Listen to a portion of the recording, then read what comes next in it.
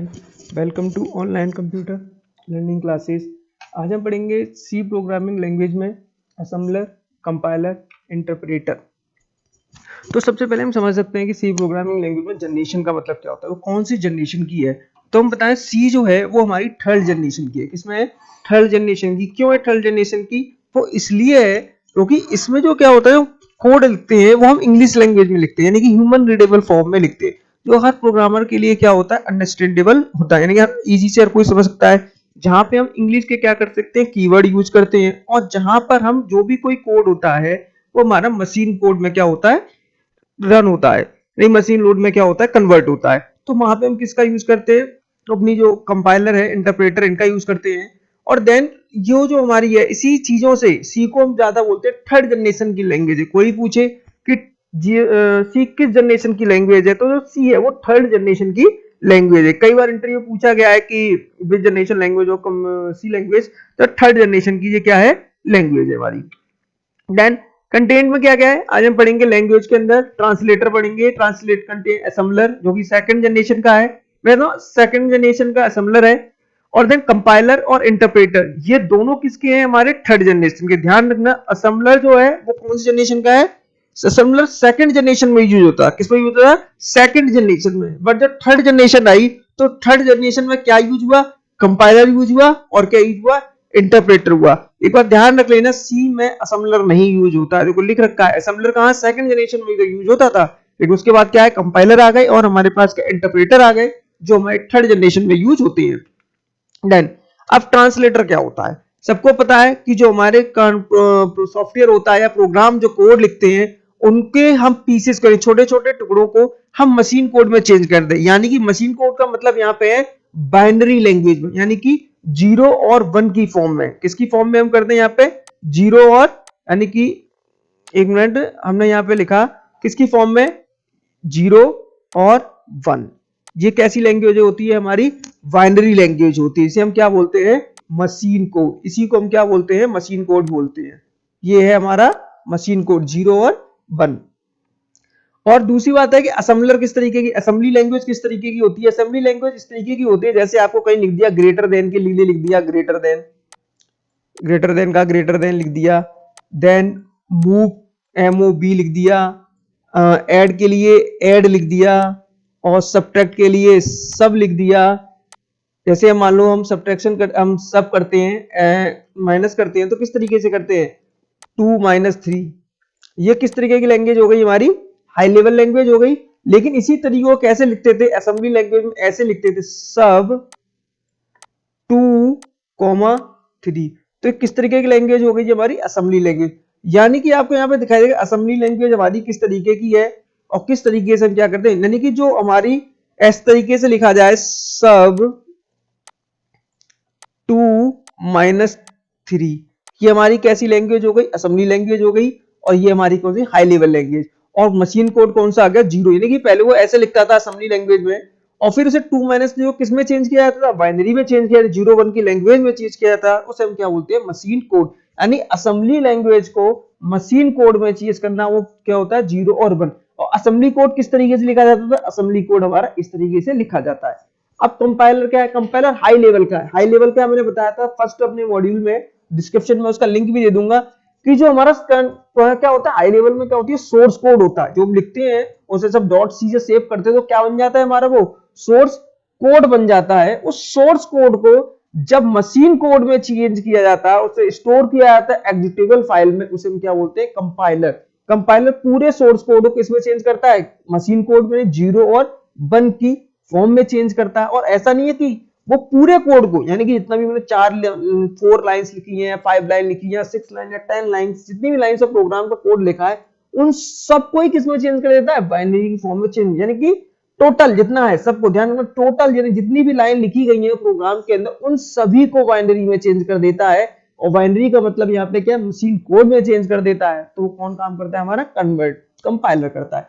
Interpreter total line नहीं करता है, वो हर एक लाइन को करता है। पहले एक लाइन करेगा, उसे मशीन कोड में चेंज करेगा, ठीक है, फिर देखेगा, फिर दूसरे पे करेगा। यानी कि अगर 10 लाइंस है तो इंटरप्रेटर कितनी बार में चेंज करेगा, सोर्स कोड को 10 बार में, यानी 10 टाइम्स इसको क्या करेगा, सोर्स कोड में चेंज करेगा। लेकिन कंपाइलर कितनी बार में करता है, 1 टाइम में। असेंबलर 1 टाइम में। कंपाइलर वन टाइम में, इंटरप्रेटर किसमें रहेगा हमारा, इंटरप्रेटर किसमें होगा हमारा, जो हम लाइन बाय लाइन। लेकिन जब आपको असेंबलर करे तो कंपाइलर की, असेंबलर केवल असेंबली लैंग्वेज को ही कन्वर्ट कर सकता था, असेंबलर केवल असेंबली लैंग्वेज को ही कन्वर्ट कर सकता था, वो हाई लेवल यानी सोर्स कोड लेवल को चेंज नहीं कर सकता था। इसीलिए मैं दोबारा हमने बनाया कंपाइलर और इंटरप्रेटर।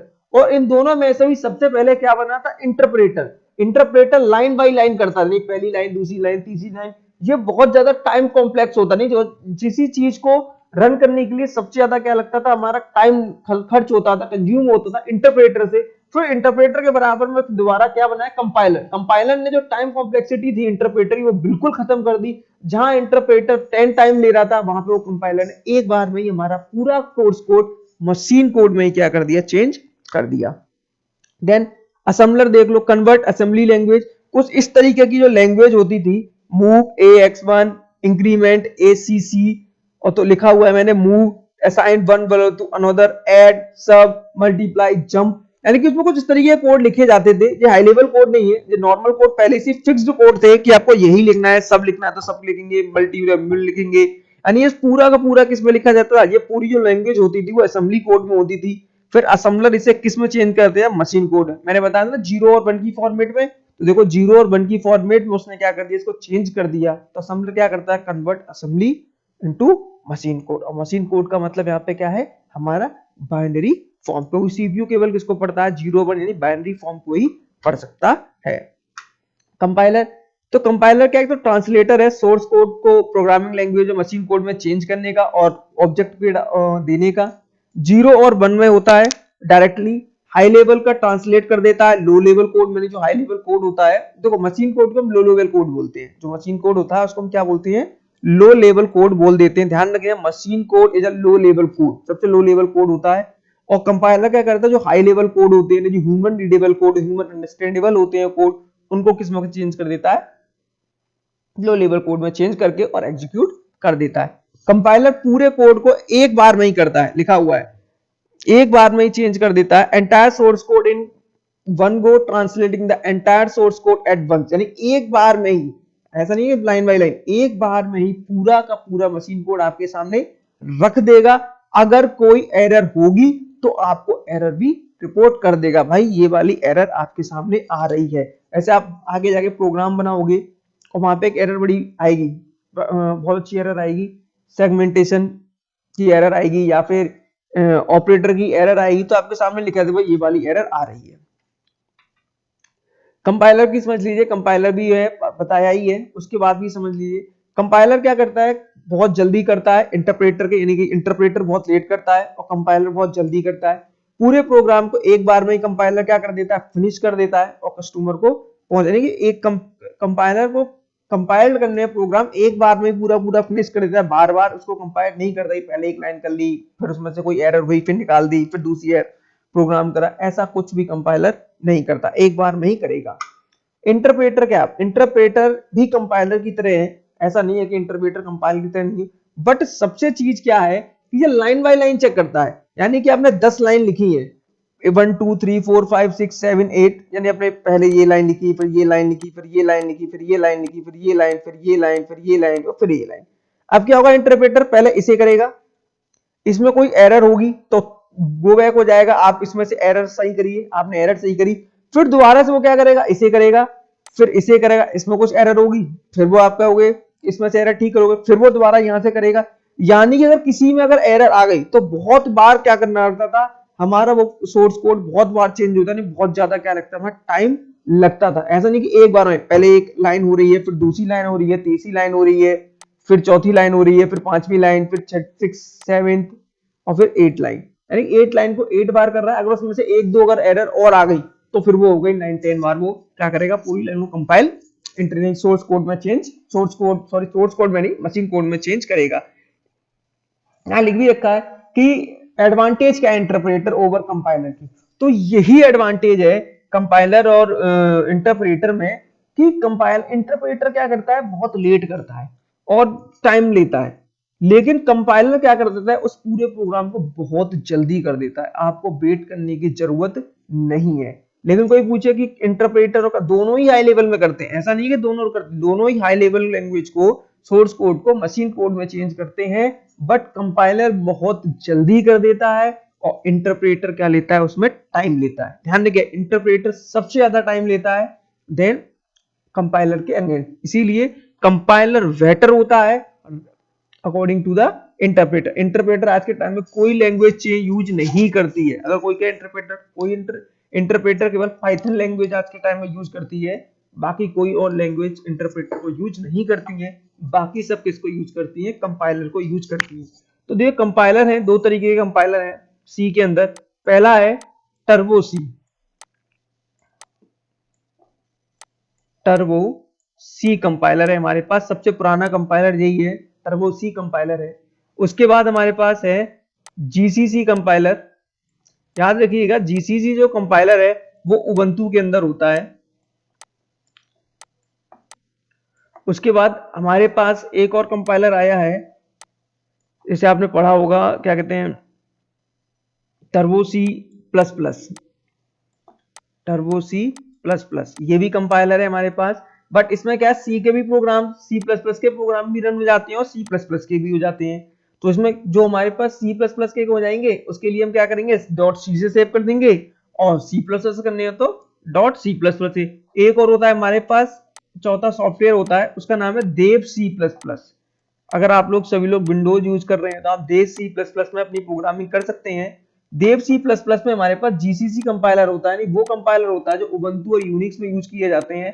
कंपाइलर वही होता है, और साथ ही साथ हम इसमें क्या कर सकते हैं, एक बार में ही कंपाइल कर सकते हैं और एक बार में ही रन कर सकते हैं। टर्बो सी में क्या होता है, एक ही विंडो होती है, उसी पे आपको रन करना होता है, उसी पे रन करना होता है। उस पे आप गेट सीएस लगाते हो तो लोग कहते हैं कि लेकिन मैं बताया गेट सीएस नहीं लगा, गेट सीएस से कोई स्क्रीन होल्ड नहीं होती है। मैं डिस्क्रिप्शन में अपने पहली वीडियो का लिंक भी दे दूंगा, उसमें मैंने अच्छी तरीके से समझाया है कि क्या होता है वहां पे। हम उसकी बात हमारे पास है, आप समझ लीजिए असेंबलर, इंटरप्रेटर और कंपाइलर तीनों ही ट्रांसलेटर हैं। असेंबलर सेकंड जनरेशन का है, और इंटरप्रेटर और कंपाइलर ये हमारे किस जनरेशन के हैं, थर्ड जनरेशन के हैं। असेंबलर मशीन को, असेंबली कोड को, केवल असेंबली कोड को ही मशीन कोड में चेंज कर सकता था, लेकिन सोर्स कोड को मशीन कोड में चेंज नहीं करता। लेकिन कंपाइलर और इंटरप्रेटर ये क्या करते हैं, पूरे सोर्स कोड को, यहाँ पे सोर्स कोड बोलते हैं, असेंबली कोड नहीं बोलते। सी में हम क्या बोलते हैं, सोर्स कोड बोलते हैं। तो सोर्स कोड को किसमें चेंज करता था, हमारा मशीन कोड में चेंज करता है। बट प्रॉब्लम यहाँ पे क्या है कि जो इंटरप्रेटर है वो लाइन बाय लाइन करता है। क्या करता है, लाइन बाय लाइन करता है। कंपाइलर हमेशा क्या करता है, इंटरप्रेटर क्या करता है, लाइन बाय लाइन करता है, ये लिखा हुआ है लाइन बाय लाइन करता है। और एक टाइम पे, और जो कंपाइलर होता है वो पूरे कोड को, यानी कि पूरे कोड को एक बार में ही क्या कर लेता है, प्रोड्यूस कर लेता है। जैसे पूरे को एक बार में ही क्या कर देता है, चेंज कर देता है। ऐसा नहीं है कि लाइन बाय लाइन मतलब पूरे के पूरे प्रोग्राम को एक बार में ही क्या कर सकता है, वो मशीन कोड में चेंज कर देता है, लाइन बाय लाइन वो नहीं करता। तो मेरा आई होप ये वीडियो आपको पसंद आई होगी, तो प्लीज इस चैनल को सब्सक्राइब कर दें, लाइक करें एंड शेयर करें। Thank you.